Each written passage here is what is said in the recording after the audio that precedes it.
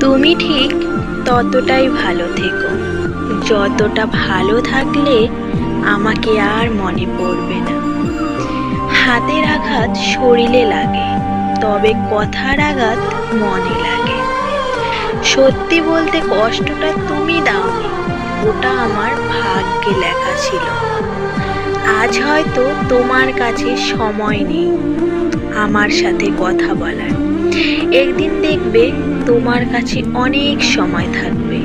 শুধু তোমাকে মিস করার মতো আমিটাই আর থাকবো না। প্রয়োজন শেষ হয়ে গেলে বিরক্ত তো লাগবেই, এটাই বাস্তব।